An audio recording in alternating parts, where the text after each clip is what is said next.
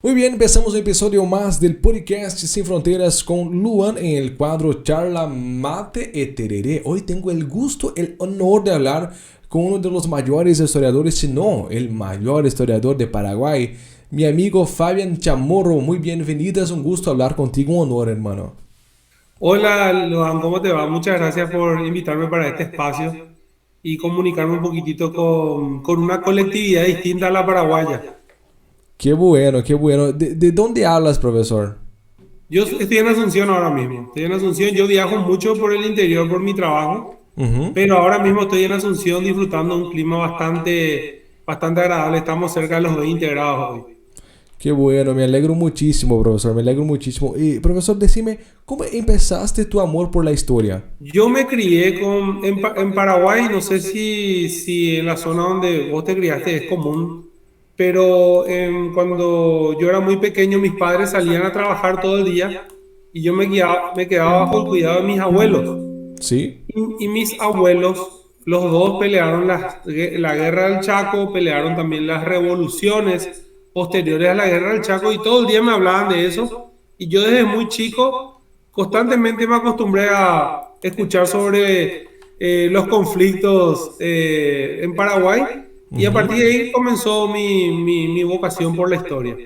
¿Cómo fue la guerra del Chaco, profesor? Yo sé que pasó en 1932, 1935, pero ¿cómo ocurrió? ¿Cuáles fueron las causas de esta guerra? Y las causas fueron meramente territoriales. El Chaco boreal, que es el Chaco entre el río Pilcomayo y el río Paraguay hasta el río Parapití y las estribaciones de los Andes, estuvo en disputa durante 80 años con Bolivia. Bolivia decía que todo el Chaco era suyo, Paraguay decía que todo el Chaco era suyo.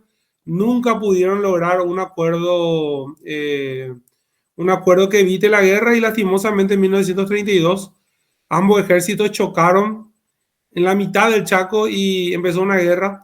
Paraguay terminó quedándose con más del 75% del territorio, luego de una negociación también bastante conflictiva. Y eso, en rasgos generales, eso fue la guerra del Chaco. Paraguay perdió 30.000 hombres. Para Paraguay eso era un número muy grande. Paraguay cuando eso no tenía ni 1 millón de habitantes. Lo mismo Bolivia, que perdió 50.000 hombres cuando Bolivia apenas llegaba a los 3 millones de habitantes. Entonces, fue una guerra que dolió mucho en ambos países. La guerra que tus abuelos lucharon, ¿qué historia más te recuerda o sea, que te provocó algo fuerte en esta guerra? En el Chaco hace mucho calor y el agua no llegaba para todos. O sea, a veces no podía ser abastecido a todos los soldados. Y los soldados, para sobrevivir, tomaban su propia orina, el Wow. pipí. ¿Sí? Y justamente usaban la yerba mate, lo que vos estás usando. Todos los paraguayos tenían una bolsa con víveres. Y en esa bolsa había galletas, había hierba, había azúcar. Y usaban esa hierba para filtrar el pipí para que no sea tan fuerte el sabor. Y esa fue una de las historias que yo escuché cuando tenía 6 7 años y me quedó grabado para toda la vida. Hay una leyenda, no sé si es verdad, que el tereré surgió en esta guerra, ¿será? No, es anterior, es anterior. De hecho, en los periódicos de la guerra ya se habla del término tereré. Probablemente es una costumbre, o sea, un nombre que nace entre el fin de la guerra de la Triple Alianza y el inicio de la guerra del Chaco, pero no tenemos exactamente el momento en el que se vuelve tan popular. El tereré el guaraní es muy onomatopéyico y el tereré es el sonido que se hace cuando chupas todo. Es el sonido que hace y alguien comenzó a pronunciarlo y se quedó como tereré. Perfecto, perfecto. Hasta porque tiene un origen indígena, ¿verdad? El tereré. Probablemente, o sea, la yerba mate sí es guaraní, pero probablemente ya el consumo ya tenga que ver con el mestizaje en Paraguay y no precisamente con los guaraníes. Hablando un poquito sobre la historia de Paraguay, profesor, ¿quién descubrió Paraguay? Porque yo he leído que fue Alejo García, otro decía otro artículo decía que fue Juan Díaz de Solís. ¿Quién descubrió Paraguay? Nuestros libros dicen que fue Alejo García. Alejo García O sea, descubrir Paraguay, ¿cómo descubrir Paraguay si ni siquiera había fronteras en aquella época? El primer español que toca territorio paraguayo que conocemos hoy como Paraguay fue Alejo García, cuando va en busca del Potosí, en busca de los tesoros del Potosí, en lo que hoy es Bolivia. Y cuando cruza el Potosí, cuando va camino al Potosí, justamente viene de Santa Catarina. Él viene de la isla de Santa Catarina, donde él estaba caminando, cruza por lo que hoy sería la zona de Ciudad del Este, vuelve a subir y toma el Mato Grosso del Brasil y vuelve a entrar a lo que hoy es el territorio boliviano hasta llegar a Potosí. Cuando hace toda esa travesía, en el año 1824, 1524, perdón, cruza por lo que hoy es Paraguay, entonces se lo considera como el descubridor de Paraguay, aunque realmente no descubrió nada, no es que vino con sus armas, un sacerdote a decir que se descubría Paraguay. Ah, bueno, hablamos de la colonización, pero adelante un poquito. Después, hasta que llegó el poder, Carlos López, ¿verdad? El padre de Francisco Solano López. Sí. Ahí empezó a cambiar Paraguay, empezó a cambiar la educación de Paraguay y tras llegó a Francisco Solano López, el mariscal. Yo sé que para los paraguayos es un gran hombre, es un héroe, es un ídolo para muchos, pero de hecho, ¿sí fue un hombre así o tuvo sus errores también? Don Carlos Antonio López empezó un proceso de modernización del Estado paraguayo.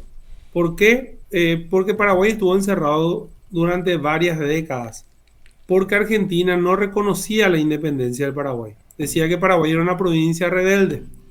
Ese reconocimiento de la independencia recién ocurre en julio del año 1852. A partir de ese momento, Paraguay sale al mundo.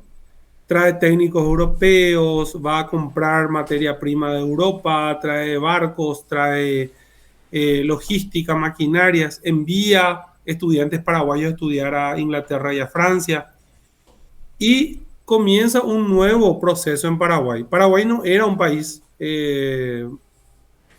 desarrollado, pero sí era un país en vías de desarrollo. Le faltaba todavía mucho para ser desarrollado.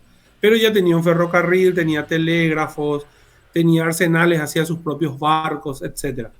En ese momento llega la sucesión, muere don Carlos Antonio López y sube su hijo Francisco Solano López.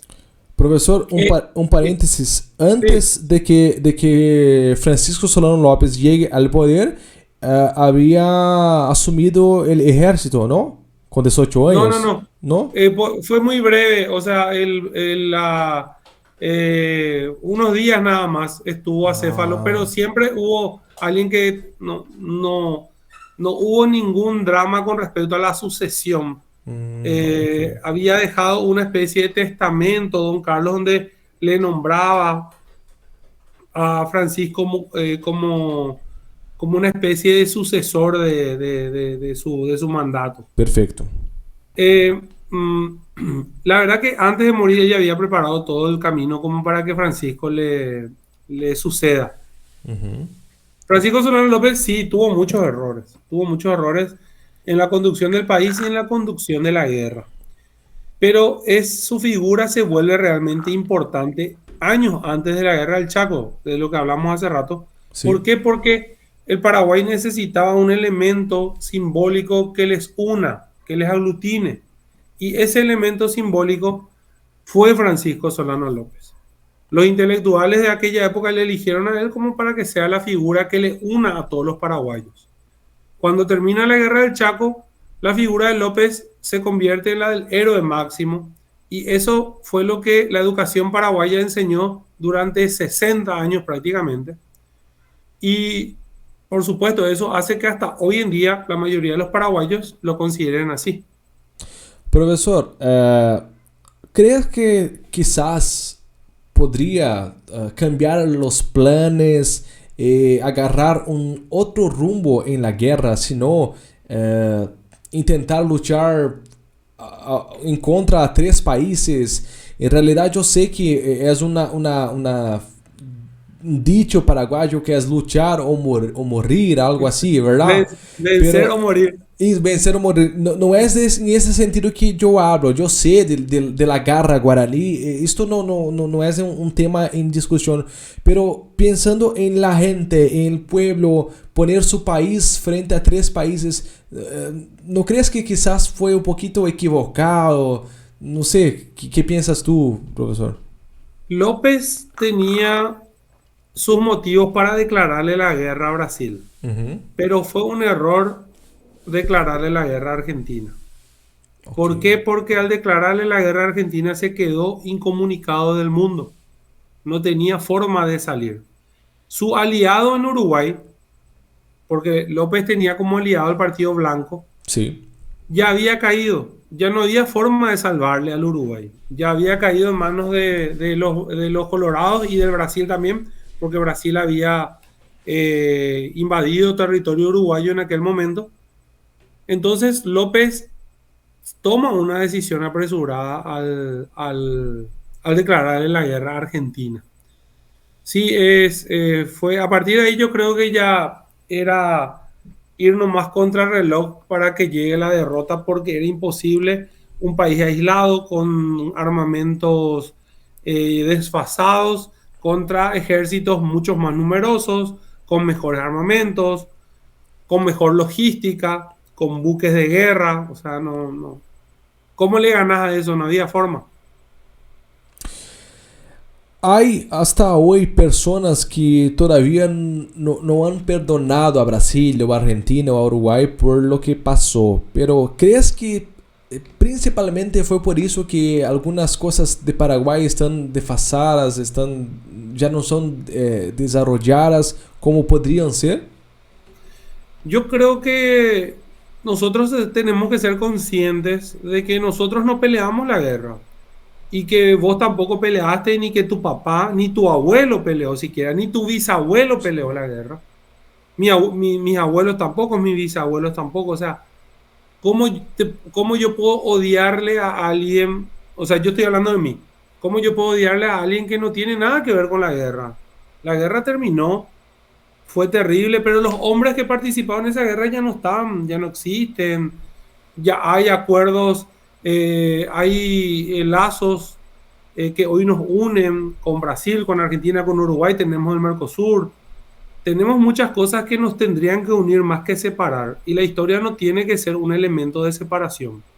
Está bien que conozcamos la historia, está bien que esa historia delinee, por ejemplo, nuestra manera de pensar en muchas cosas, pero no está bien que nos separe y que se crea o que se creen momentos de xenofobia o de odio entre países que hoy deberían estar trabajando juntos. Perfecto. Profesor, hablando, si seguimos hablando de la guerra, hablando de Paraguay, ¿crees que Inglaterra tuvo un pedacito de fuerza para que la guerra podría pasar o no? ¿Crees que Inglaterra no tuvo culpa? No, no tuvo ninguna culpa. Inglaterra lo que hizo fue hacer buenos negocios. Le Ujú. prestó plata a Brasil a Sí. través el Barón de Mauá sostuvo gran parte de la guerra y mucho del dinero del Barón de Mauá venía justamente de la banca inglesa. Él era accionista de bancos ingleses, tenía intereses en toda la región y prestaron plata. Y es lógico, el banco le va a prestar plata a quien le puede devolver la plata. Lastimosamente para Brasil y Argentina fue un descalabro financiero el que sufrieron después porque también sufrieron los rigores de la guerra porque muchas de esas deudas no pudieron pagar con Sí. todo lo que eso suscitó en el futuro. Así que no, ellos hicieron negocio como lo hicieron en todas las guerras. A Paraguay no le pudieron prestar plata porque Paraguay no podía salir de su territorio, sino también le hubiera prestado plata. Hay un trabajo muy interesante de un brasilero, si quieren pueden leerlo, del profesor Mario Maestri. Él es de Paso Fundo, creo que se llama, es una localidad Acá de, cerca, sí, de Río Rio Grande, Grande do Sul, acá al de lado. Río Grande del Sur. Sí, Acá, bueno, sí. él Sí. es de esa universidad, es doctor en historia por una universidad de Bélgica Ujú. y tiene trabajos muy interesantes justamente desmintiendo la participación inglesa o sea, participación directa de Inglaterra en lo que fueron las causas principales de la guerra de la Triple Alianza. Perfecto. Hablaste a poco sobre lazos, una palabra que es fuerte. El lazo que ha hecho conexión entre tú y yo, profesor. Le llamo tú porque es mi amigo, ¿verdad? Si no, Sí, sí, estaría sí. llamando usted. No, Eh, nosotros no usamos usted, Luan. Aquí en Paraguay usamos vos. vos, ¿verdad? Vos no Así es. usamos usted. Usted es más de Uruguay, más de Chile. Sí, Tú, perfecto. tú y usted nosotros no usamos. Perfecto. Profesor, entonces es la fecha de 16 de agosto de Acosta Inú. Para quien Sí. no sabe qué fue, por qué se conmemora, se festeja el Día del Niño en esta fecha en Paraguay. También es una fecha desfasada. ¿Por qué? Porque esa fecha comenzó a conmemorarse en 1948, en una época donde el servicio militar era obligatorio. De hecho, hasta ahora es obligatorio en Paraguay, Sí. pero hoy es más relajado todo. Mm, Pero en aquella época vos te ibas al cuartel sí o sí. Entonces, era el niño convirtiéndose en soldado. Era el concepto del niño que alguna vez va a ser sí. soldado. Ujú. Estamos hablando de 1948. ¿Qué fue la batalla de Costañú? La batalla de Costañú fue una batalla que se libró en un lugar que se llamaba Costañú entre tropas paraguayas y un contingente muy grande de civiles contra las tropas de la Alianza, Brasil, Argentina y Uruguay, en donde participaron aproximadamente 1000 niños y terminaron muriendo más de la mitad de esos niños. Por Dios eso mío. es que en Paraguay hoy en día se recuerda esa fecha, para mí de manera desfasada, Ujú. pero hasta hoy en día seguimos festejando el Día del Niño en esa fecha. Profesor, pero ¿hasta qué punto Brasil, Argentina, Uruguay eh, han tenido culpa una vez que podemos imaginar que de lejos no podrían ver que eran niños? Y al mismo tiempo te hago una pregunta al revés. ¿Hasta qué punto tuvo culpa Solano López en enviar los niños?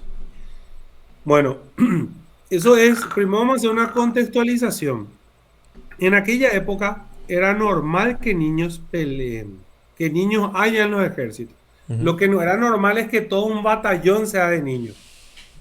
Argentina, Brasil y Paraguay enrolaron niños en sus ejércitos.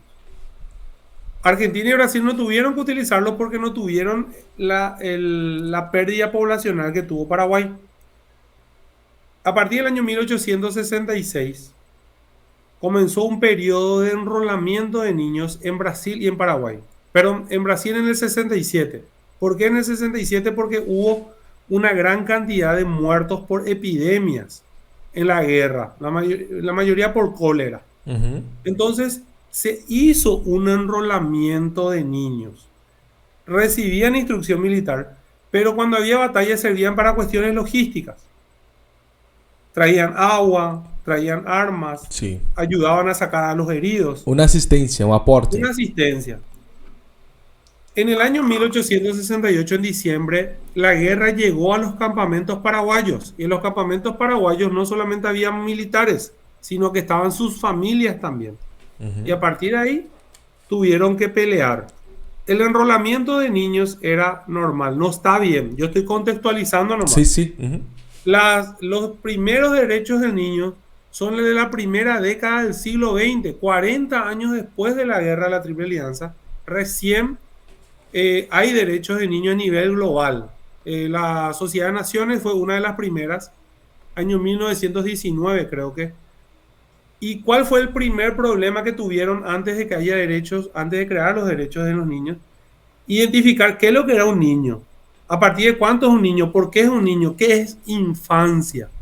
Todos esos conceptos no existían en 1869. Es más, todos los periódicos paraguayos, desde el año 1870 hasta el año 1920, no hablaron nunca de niños en Acostañú. ¿Por qué? Porque era normal que haya niños en los combates. Lo mismo va a ser en los periódicos brasileños.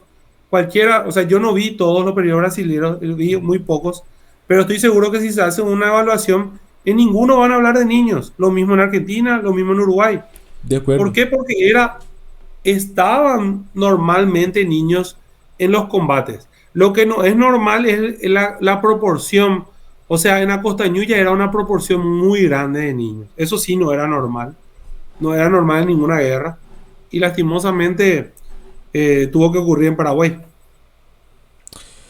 Profesor, sabes que, un paréntesis, acá en Brasil, cuando Brasil no tenía un ejército tan fuerte y preparado como tenía Paraguay cuando empezó la guerra. ¿Por qué? Porque Solano fue a Prusia a estudiar ejército, armas y cosas así. Y Brasil tenía despacito algunos soldados. Y así que crearon un proyecto que llamaba los de la patria. Ahora me olvidó la palabra, pero Voluntarios de la patria. voluntario de la patria, así es. El cansancio, fatiga mental por la noche ya está muriendo. Voluntario de la patria.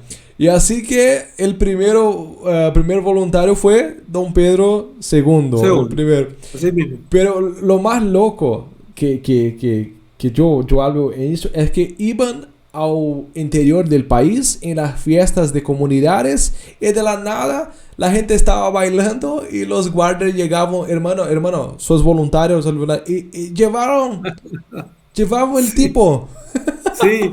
como, En Argentina también. como En Argentina también. voluntario, como En voluntario, Argentina. por libre Sí. y voluntaria presión. Bueno, te voy a contar. Tenemos que ser conscientes, Luan, de que todos los eventos históricos tienen muchos mitos. Sí, Y en torno a Francisco Solano López hay muchísimos mitos. Él fue a Europa para lograr el reconocimiento de la independencia del Paraguay y perfecto. traer tecnología. Él nunca se formó en Europa, o sea, él no estudió. No es que él fue a una academia militar. Sí vio armamentos, pero el ejército paraguayo era grande, pero no tenía armamentos de primera. Los fusiles paraguayos eran desfasados en comparación a los fusiles brasileños. Paraguay era un país militarizado ya desde la época del doctor Francia, antes de Carlos Antonio López. ¿Qué es un país Sí. militarizado? Todos los varones desde los 14, 15 años ya recibían instrucción militar. Entonces Paraguay durante 70 años prácticamente fue un país que toda su población masculina sabía usar armamento. Pero después ocurre lo otro, que no te sirve todo el armamento, o sea, no te sirve todo el entrenamiento del mundo si tus armamentos son desfasados. Si no tenés oficiales preparados, Paraguay no tenía academia militar.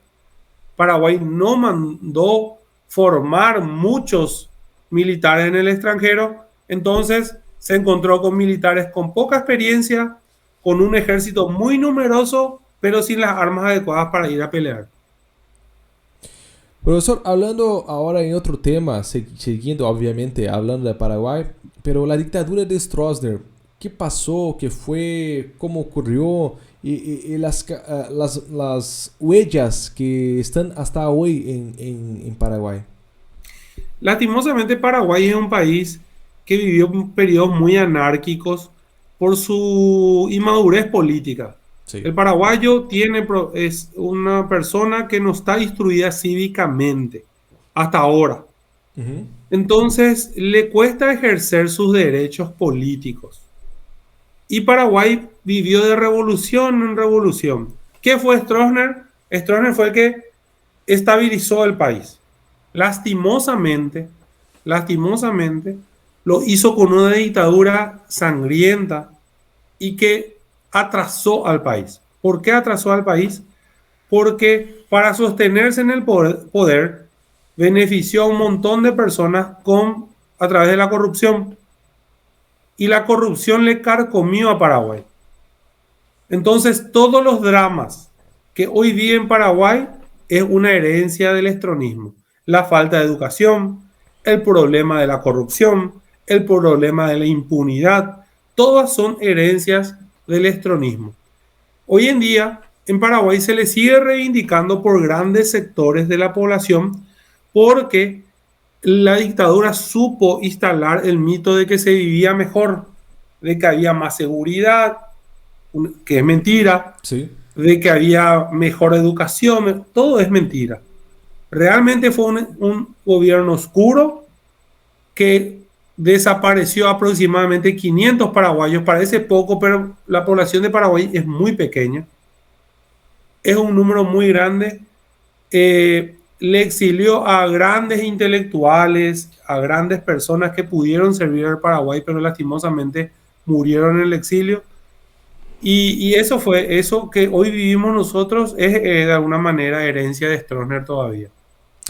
Profesor, es tan loco eso porque tanta gente que se fue a exilarse y Stroessner murió acá en Brasil, exilado, ¿verdad? Exiliado. Y a él lo termina echando su consuegro, o sea, que era un general también, que era justamente el general en el que él más confiaba. Ujú. ¿Por qué? Porque toda su vida le benefició con todo tipo de negocios. Así El es. general Andrés Rodríguez, quien le echa a Alfredo Stroessner, era un tipo, una persona que trajo el narcotráfico a Paraguay, por ejemplo, que se encargaba de las rutas del contrabando, que se encargaba de las rutas del narcotráfico. O sea, una persona oscura que terminó echándole a un personaje oscuro también, pero por cuestiones netamente de negocios, no porque estábamos cansados de vivir en dictadura Sí. o por una cuestión de que Paraguay tenía que vivir en mejores tiempos, simplemente para cuidar sus negocios. Un cuchillo en la espalda de Stroessner, ¿verdad? Una Exactamente. locura. Profesor, bueno, seguimos. Te voy a hacer algunas preguntas que quizás Sí, pueden parecer raras para ti, pero es que me gustaría saber de una óptica de un paraguayo, ¿verdad? sí. Para ti, ¿crees que Stroessner tenía conexión con la brujería, con situaciones místicas o crees que no? Y de Stroessner se escucha de todo. También hay mucho mito, demasiado Ujú, mito. Entonces vos en el mito te perdés porque es el famoso me contó ujú. el abuelo del papá, del Sí. amigo. Entonces es imposible determinar. Sí, todo ese tipo de versiones llegan, pero ¿cómo demostrar eso? No, no hay forma de demostrar. Sí. ¿Crees en algunas leyendas paraguayas, o sea, Yací Yateré, Pombero, Curundú? ¿Crees que existen? Bueno, yo, Luan, particularmente, yo creo que existen, o que ya existieron en algún momento, pero, y para ti, profesor, ¿qué crees? Muchos de los mitos que los paraguayos tienen muy arraigados tienen que ver justamente con ese periodo de mestizaje, costumbres paraguayas como la siesta, por ejemplo. El Sí. yacillatere es un rubito, un niño rubio que viene y que te secuestra a la siesta. Ujú. El que es la siesta es después del mediodía hasta las 2 de la tarde. Acá en Brasil decimos soneca.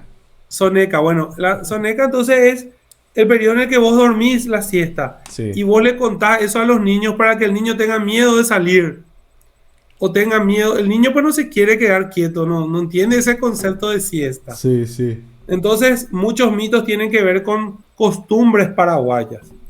Eso sí, yo enseño en la universidad y tengo muchos alumnos que vienen del interior del país y siempre pregunto cuando hablamos de los mitos y siempre hay alguno que te cuenta alguna historia. Ese es como de las brujas. Yo no creo, pero de que las hay, las hay. Sí, como la bruja de Jaguarón, hay muy conocida acá, allá. Sí, entonces, no. Yo escucho, todo el tiempo escucho. A mí no me tocó personalmente, ojalá que no me toque, Yo pero, tampoco. pero siempre escucho que, o sea, siempre los alumnos me comparten ese tipo de historias. Súper comprendo. Profesor, ¿crees en Dios? Sí, yo sí. Yo soy católico, yo me formé en un colegio católico y aunque estoy muy alejado de la iglesia, hace ya bastante tiempo sí sigo creyendo en Dios. Pero para ti, ¿quién es Dios? ¿Qué significa Dios? ¿Qué significa Jesús? ¿Qué es para ti? Yo no sé si puedo definirlo de alguna manera. Yo Ujú. no sé si algún ser humano podría definir el concepto de un ser superior, que sabe todo lo que pasa, que está todo el tiempo contigo. Y, o sea, yo no sé cómo dimensionar eso, y no sé cómo contextualizar, o sea, conceptualizar eso, porque limitaría lo que representa inclusive. Entonces, no sé, yo por ejemplo lo tomo, yo trato de ser espiritual, yo lo tomo como un placebo, porque nosotros vamos teniendo pérdidas a lo largo de la vida, perdemos nuestros padres, Sí. perdemos nuestros amigos y tenemos ese ideal de ojalá alguna vez lo vuelva a ver y por ahí uno se agarra de una figura como la de Dios pensando de que hay algo más después de esta vida o Una ojalá que haya esperanza. algo más. Algo sí, una vida eterna, no sé. Sí. ¿Crees en vida tras la muerte? Sí, como católico sí. Ujú. Y para el otro lado, ¿crees que hay un cielo? ¿Qué crees que hay allá? No sé, ojalá que... y hace rato que no leo poemas, hace mucho, pero había un poema de un autor que ahora no me viene a la mente, un español era, Rueda, Rueda de apellido, un poeta del principio del siglo XX que decía que eh, ojalá el cielo fuera un lugar donde vayas y te encuentres con tus afectos, o sea, donde vos te vayas y le encuentres a tus padres, a tus perros o a tus gatos o a toda esa familia que te hizo feliz cuando eras niño, tus amigos. Quiero creer que tiene que ser algo parecido a eso. Perfecto. Si tienes la oportunidad de regresar al tiempo, volver al pasado, encuentras a Fabián con 8 o 9 años, ¿qué el Fabián de hoy iba a decir a él? Que no estudie historia. Es muy difícil Paraguay para los gestores culturales. Es muy difícil Paraguay porque Paraguay no tiene organización, eh, una organización importante a nivel Paraguay para cultura y para turismo. Ujú. Son espacios olvidados para la política paraguaya. Entonces todo muy difícil. Yo tengo muchas frustraciones por eso, porque me gustaría tener el mejor museo de Sudamérica sobre la guerra de la Triple Alianza y no tengo un solo museo. Entonces quiero lo mismo para la guerra del Chaco, quiero lo mismo para las revoluciones, quiero que los chicos tengan la posibilidad de ver desde sus celulares qué pasó en la guerra, que puedan ver en realidad aumentada, que puedan recorrer las calles de Asunción y con un código QR puedan ver la historia de la calle o la historia del personaje.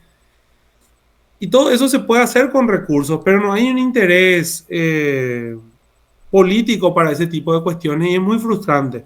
Entonces, yo le diría a mi niño de 8 años que estudie ingeniería o medicina. ¿Sabe que yo estoy de acuerdo con lo que me estás diciendo, profesor? Porque, mira, yo voy a Paraguay como hace, yo estoy con 28, yo tenía 12, bueno, 16 años hace que me voy a Paraguay. Y es una de las primeras veces que encuentro un historiador, un profesor de historia, o sea, estoy hablando de ti.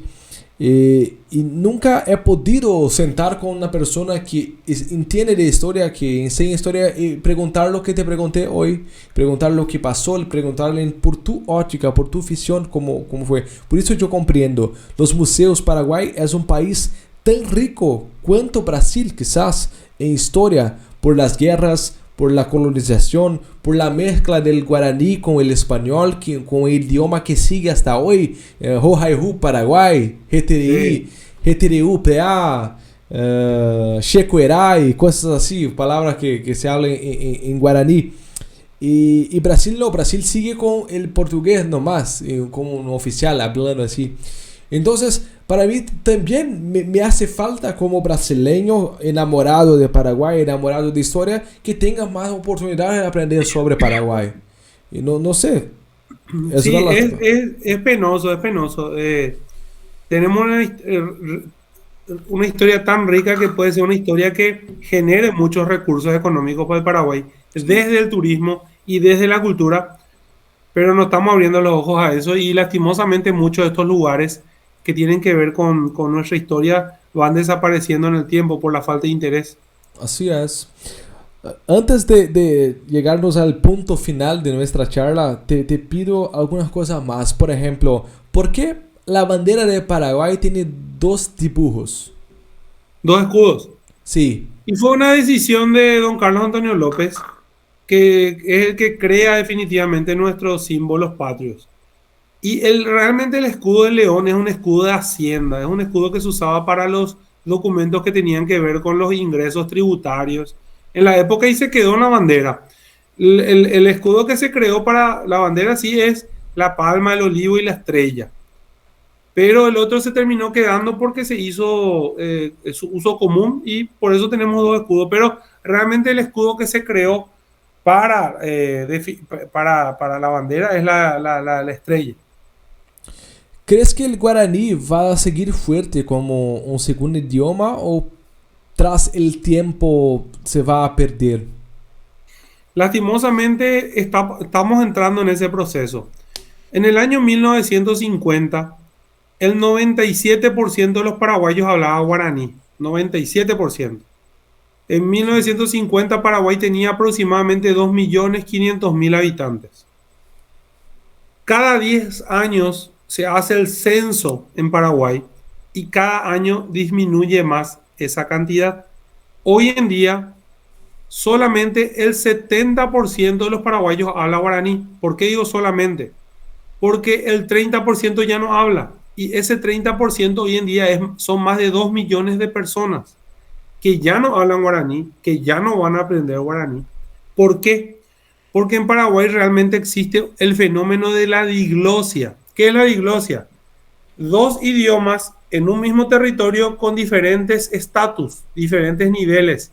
El español es el idioma oficial realmente porque se usa para el colegio, se usa para los discursos, se usa para las cuestiones judiciales, se usa para todo. Y el guaraní es un idioma que se usa en la casa, con los amigos, de manera informal. Cuando te vas a jugar fútbol, hablas en guaraní con tus amigos. Entonces es un idioma que se usa de segunda mano. El guaraní es obligatorio enseñar en Paraguay, pero se enseña mal y los niños terminan odiando guaraní. Otro suceso que se da en Paraguay, hace 50 años Paraguay era un país eminentemente rural y en el ambiente rural se habla prácticamente solamente guaraní. Hoy se dio la vuelta. Paraguay es más urbano que rural. Entonces, con estos fenómenos unidos, va a hacer que el guaraní, si es que no hacemos ya un trabajo de enseñar adecuadamente el idioma y que los niños salgan aprendiendo guaraní del colegio, entonces dentro de 100 a 150 años vamos a comenzar a decir que el idioma guaraní está desapareciendo. No ahora. Ahora mismo el idioma guaraní es muy fuerte. Sí. En el interior se habla mucho, pero ese problema ya vamos a tener dentro de 3 o 4 generaciones. Profesor, antes que terminemos, ¿cuál es el sueño que falta lograr para ti? Tanto en la historia como en la vida. ¿Qué te falta? Justamente eso, poder reivindicar la historia de mi país. O sea, que nuestra historia se convierta en un producto turístico y en la memoria para nuestros jóvenes y nuestros adultos. Que un niño que nace en Upacaraí, me dijiste de Upacaraí, Sí. que un niño que nace en Asunción, en Luque o donde sea, conozca la historia de su comunidad y que se siente identificada con esa historia. Mis sueños tienen que ver con lo que yo más amo, que tiene que ver con la historia de mi país. Otros sueños yo no tengo. Por supuesto que quiero que mis hijos crezcan y sean felices y qué sé yo, por ahí ganar plata, pero realmente mis sueños más profundos tienen que ver con mi realización como profesional. Profesor, te agradezco demasiado.